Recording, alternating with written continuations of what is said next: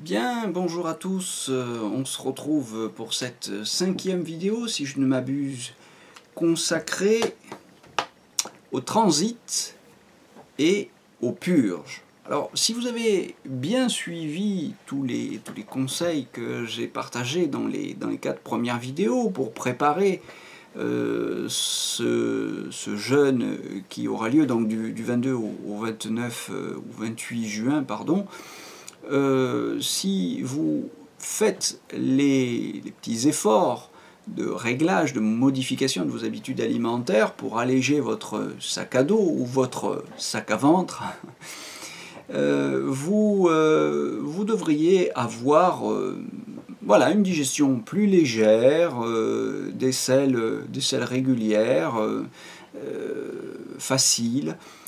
Selon les 5 critères d'ailleurs que j'ai donnés dans une vidéo que j'ai consacrée à ce sujet, je vous invite aussi à regarder les critères infaillibles des selles parfaites. Alors, normalement, tout va bien si vous avez allégé votre alimentation. Normalement. Mais il est possible que ce ne soit pas le cas. Il est possible que votre système digestif, vos intestins soient tellement fatigués ou enflammés que ça névrose à ce niveau-là et que ça ballonne au niveau digestif et que ça stagne au niveau du transit et des selles. C'est possible, c'est possible. Ça ne veut pas dire que les conseils de descente alimentaire que je vous donne ne vous conviennent pas. Ça veut dire qu'il y a un niveau de fatigue et de toxémie qui sont tels que la modification des habitudes produit un stress ingérable. Alors, on ne va pas s'arrêter pour autant, mais on va, en fonction du niveau d'inconfort qui vous fait problème, on va essayer de se donner des petits outils pour faciliter le transit. Alors, si la constipation est forte, on utilisera une méthode forte. Si la constipation est légère, on utilisera une méthode plus légère. Il y a des purgatifs doux et des purgatifs plus drastiques. Bon, mais je ne conseille pas d'utiliser le bazooka pour tuer une mouche. Alors on va commencer dans un premier temps par essayer des purgatifs légers. Des purgatifs légers, c'est par exemple au réveil le matin une petite boisson de citron chaud, de citron frais, que vous faites légèrement chauffer, pas trop, mais à 40 et quelques degrés, ça suffit. Ça peut être des décoctions, alors là pour le coup, il faut que ça bouillonne, de gingembre, de peau de gingembre plus exactement. Ça peut être des infusions de thym et de menthe. Ça peut être des jus de poire et de pruneaux. Ça peut être des choux-fleurs ou des brocolis, des carottes cuites. Si les carottes crues vous enflamment encore et vous font ballonner, revenez peut-être aux carottes cuites. Bon, c'est intéressant les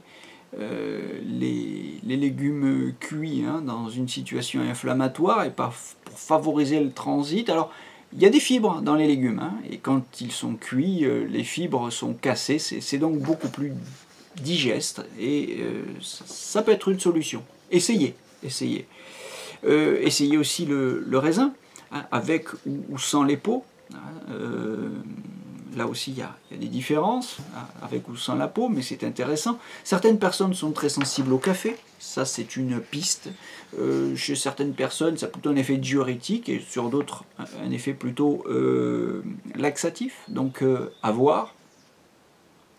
Il y a le charbon actif, et la magnésie sans Pellegrino. Voilà, pour les purgatifs doux, si vous voulez, quand même une bonne palette d'outils. Mais il faut que ça circule. Vous devriez avoir une selle après chaque repas. Voilà. Donc si ce n'est pas le cas, c'est qu'il y a pas forcément une constipation pathologique, mais en tout cas une certaine paresse. Hein. Si vous faites 3 repas par jour et que vous n'avez qu'une selle par jour, vous êtes déjà en situation de stagnation. Il n'y aura pas de constipation. Vous savez que beaucoup de médecins conventionnels considèrent que la constipation, ça commence avec le 3e jour sans selle. Voilà, ça veut dire pour un être humain ordinaire qui fréquente un médecin ordinaire, ça veut dire 12 repas sans sel. Oui, alors là, c'est un vrai problème. Bon, mais en réalité, le problème commence avec un repas sans sel. Voilà, ça rentre par en haut, ça sort par en bas. Ça, c'est tout à fait... ça c'est la normalité, hein, à laquelle on doit, sinon tendre, du moins prêter attention. Alors, Irène Grosjean propose un jus que je trouve très intéressant, très bon, hein, de pommes, citron, gingembre, avec une demi-cuillère à café de sel dans un verre d'eau. Ça, c'est très intéressant. Toujours dans les méthodes naturelles, mais un petit peu plus drastiques. Vous pouvez essayer de penser à l'huile de ricin. Vous pouvez faire aussi des cures de chlorure de magnésium. Alors ça se trouve chez tous les pharmaciens. Et vous pouvez diluer donc 20 grammes d'un sachet de chlorure de magnésium dans une bouteille d'eau d'1 litre ou d'1,5 litre si vous voulez la diluer davantage. Bon, c'est franchement pas bon, mais le petit conseil que je vous donnerai, c'est, une fois que vous l'avez préparé, bon, c'est très simple, hein, puisqu'il suffit de verser ce sachet de poudre blanche dans une bouteille d'eau, hein, et d'attendre que ce sel est dissous, ça prend 10 minutes. Vous le stockez au frigo, quand c'est glacé, ça a beaucoup moins de goût. Donc ça c'est une petite astuce, mais rien n'empêche non plus, rien n'interdit de le couper avec un jus de citron par exemple, hein, qui va casser ce côté salé. Hein. Moi je le consommais avec du jus de raisin. Alors c'est bizarre aussi, hein, parce que ça fait un jus de raisin un peu salé, c'est moyen, hein. Certaines personnes n'aiment pas du tout. Hein. Mais je trouve que le sucre du jus de raisin peut relativement faire oublier le côté eau de mer, hein, du chlorure de magnésium. Voilà, alors ça fait des sels molles, ne vous en inquiétez pas plus que ça. Si c'est des sels trop molles, eh bien diminuez les doses. Hein. Vous pouvez en boire un verre par jour, 1 litre par jour. J'ai vu des patients, qui ont consommé plus d'1 litre par jour sans avoir d'effet laxatif. Voilà, pour vous dire à quel point à l'intérieur tout était densifié et fatigué. Bon, mais en général, hein, on est plutôt sur des doses, si vous voulez, en entretien de 3 à 4 verres par jour. Hein.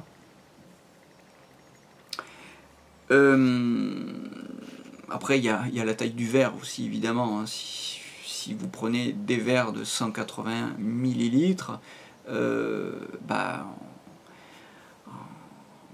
4 ou 5 verres par jour, vous êtes effectivement à 1 litre par jour. Bon, voyez, ça c'est du dosage. Hein. De toute façon, l'expérience montre que rien ne sert d'être trop précis sur les dosages. Là, je m'adresse non pas à tout le monde, mais à des gens qui ont l'habitude des méthodes alternatives et qui savent que faut y aller prudemment. Hein, faut pas partir bille en tête avec des dosages forts. Faut expérimenter et voir comment le corps réagit. Alors j'en profite au passage parce que maintenant je vais vous parler d'une méthode un petit peu plus drastique pour se vider complètement les intestins, mais j'en profite au passage pour vous dire quand même que, voilà, si vous êtes sous traitement allopathique sévère, parce que vous avez fait le choix de l'allopathie, soyez prudent et ne faites pas ça sans accompagnement. Si vous êtes particulièrement fatigué, personnes âgées ou convalescents dans un état de grande fatigue, et si vous êtes une femme enceinte, ne pratiquez pas ces méthodes purgatives. Pourquoi? Parce que la purgation fait descendre. Donc si vous êtes fatigué, ça risque d'aggraver encore votre fatigue. Si vous êtes enceinte, ce que ça va faire descendre, c'est le fœtus. Il vaut mieux éviter. Voilà, donc soyez prudents. Je sais très bien qu'une purgation provisoire sur quelqu'un qui serait fatigué, par exemple, et en convalescence, une purgation provisoire qui fait descendre le chi va avoir paradoxalement pour effet de le faire remonter ensuite. Mais pour avancer sur ce type de pratique-là en toute sécurité, il faut quand même ou être accompagné ou avoir une certaine expérience. Donc ne faites pas de bêtises. Alors, si on veut se purger plus drastiquement, et là je m'adresse à ceux qui sont déjà venus jeûner ou qui ont l'habitude de jeûner et qui veulent ou faire un nettoyage non seulement des intestins mais aussi de leur vésicule biliaire et de leur foie, ou se préparer pour le premier jour du jeûne à venir avec les intestins vides. Alors il y a une cure très intéressante que je conseille effectivement régulièrement de pratiquer, et c'est pour gagner un petit peu de temps que je donne ce conseil en ligne et que je vais vous expliquer comment ça marche. Cette méthode, c'est une méthode ayurvédique, donc qui vient de la médecine indienne, mais qui a été vulgarisée, popularisée et commercialisée par livre par un certain Moritz. Voilà. Clark ou Moritz, vous avez ces deux noms. Bon, appelons ça la méthode Moritz, si vous voulez. Alors, c'est une méthode qui consiste à purger intégralement et totalement les intestins qui vont être absolument vides de toute sel. C'est une méthode qui se pratique sur une semaine environ, spécialement si vous ne l'avez jamais fait. Il faut pendant une semaine boire pas mal de jus de pomme, disons 1 litre par jour environ. Si vous êtes diabétique, vous pouvez faire ça avec de l'acide malique que vous achetez chez le pharmacien du coin. L'acide malique contenu dans le jus de pomme va aider au ramollissement des calculs biliaires ou intra-hépatiques qui vont passer par certains canaux très étroits et qui pourraient faire mal. Mais si on les ramollit, l'évacuation va se faire plus facilement. Donc pendant ces 5-6 jours, n'oubliez pas de boire du jus de pomme. Alors, c'est des calories, les jus de pomme. Si vous vous contentez simplement de les ajouter à votre régime alimentaire ordinaire, vous allez saturer, ça va vous écœurer, ça va faire trop. Profitez-en pour manger moins solide. Vous avez vos apports de calories, vous avez votre combustible, le sucre, donc vous ne manquerez de rien. Et c'est pas en une semaine que vous allez attraper des carences. Donc n'hésitez pas à alléger votre régime alimentaire par ailleurs. Le jour J, le jour de la cure, que je conseille un vendredi ou un samedi, c'est-à-dire au moment du week-end. Pourquoi? Parce qu'on va aller à la selle et qu'il vaut mieux éviter d'être au boulot.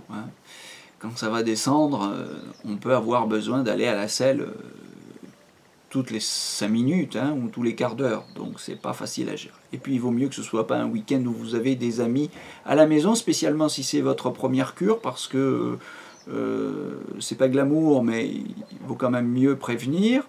Chez une personne très intoxiquée, le nettoyage des intestins au soufre, ça produit des sels qui ont une odeur particulièrement désagréable. Voilà, donc évitez de faire ça quand vous invitez des amis à la maison. Le jour J, donc après notre dernier repas de midi, on va laisser la digestion se faire et on ne va plus rien manger, au moins jusqu'au lendemain midi.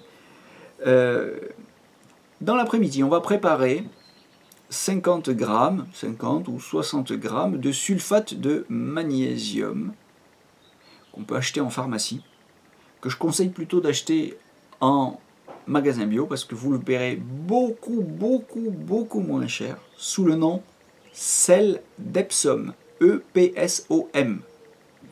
Donc vous achetez ce sel d'Epsom alias, ou plutôt ce sulfate de magnésium alias sel d'Epsom en magasin bio, et vous en mettez 50 à 60 grammes dans pas dans un litre, dans 3/4 de litre, dans 720 millilitres, disent les puristes, c'est-à-dire que vous préparez en réalité 4 verres de 180 millilitres. Voilà, donc ce sulfate de magnésium, vous le mettez dans l'eau, vous mettez ça au frais, et à 18 h, vous allez boire votre premier verre. Voilà. À 20 h, vous allez boire le deuxième verre. 1 heure ou 2 heures après, si vos selles ne sont pas trop denses, si vos intestins sont en état relatif de fonctionnement, vous devriez avoir une première selle. Si ce n'est pas le cas, vous pouvez procéder à des lavements, mais c'est pas foncièrement utile. Après les premières selles, vous allez vers 22 h prendre 180 millilitres de jus de pamplemousse, fraîchement pressé, que vous mettrez dans un shaker avec 120 millilitres d'huile d'olive. Donc vous faites une espèce de vinaigrette, si vous voulez. Alors certaines personnes n'aiment pas ça, et ça peut les écœurer, leur donner la nausée, mais moi je trouve ça vraiment très bon. Donc à vous de faire l'expérience, et vous me direz, mais 180 millilitres de jus de pamplemousse frais avec 120 millilitres d'huile d'olive que vous agitez, que vous secouez et que vous allez boire.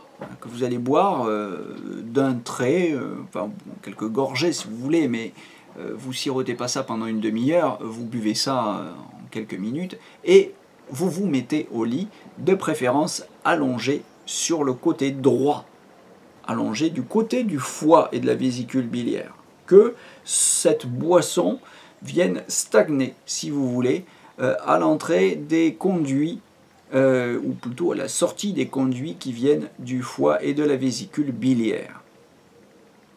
Voilà. L'huile a un effet magnétique sur les calculs qu'on va retrouver dans les selles à la fin. Donc l'huile va faire transiter les calculs dans l'estomac, et puis la nuit va se passer, vous risquez d'aller à la selle plusieurs fois dans la nuit. Donc voilà, c'est la raison pour laquelle il ne faut pas travailler le lendemain, encore une fois, il faut faire ça en week-end. Vous allez aller à la selle et vous allez vous vider plus ou moins complètement. En général, assez incomplètement, spécialement lors des premières cures. Et c'est la raison pour laquelle vous allez, même si la nuit aura été un petit peu agitée, perturbée, mettre le réveil à 6 h du matin pour prendre votre 3e verre de sulfate de magnésium. Et à 8 h, vous allez en prendre encore un, et ce sera le dernier, le 4e verre de sulfate de magnésium à 8 h le lendemain matin. Alors là, il y a beaucoup d'eau, il y a beaucoup de sel, ça rince, c'est un véritable karcher intestinal. Faut pas faire ça trop souvent, mais avoir fait dans sa vie quelques cures Moritz pour pouvoir nettoyer sa vésicule biliaire, son foie et ses intestins, c'est tout de même salutaire. Ne pratiquez pas 2 cures Moritz à moins de 3 semaines d'intervalle.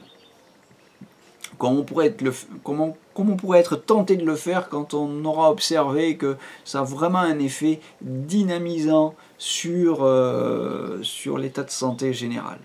Alors, c'est vrai que sur le coup, ça perturbe, on passe une mauvaise nuit, on n'a peut-être pas l'habitude de ne pas manger pendant 24 heures.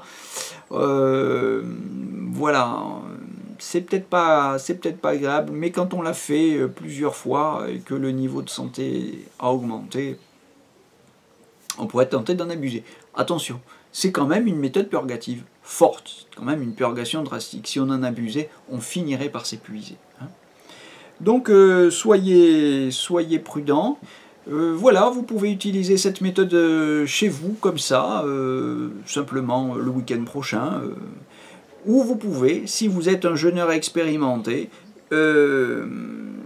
l'utiliser, la pratiquer juste avant de commencer un jeûne.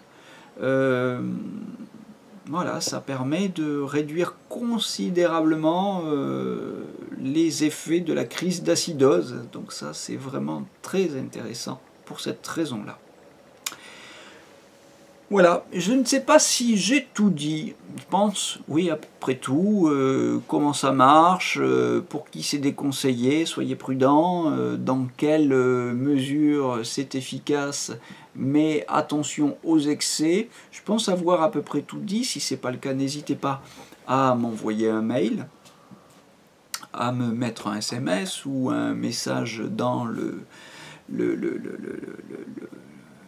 descriptif, enfin en dessous du descriptif qui est sous la vidéo, et je vous retrouve très bientôt pour une nouvelle vidéo avec les formations énergie.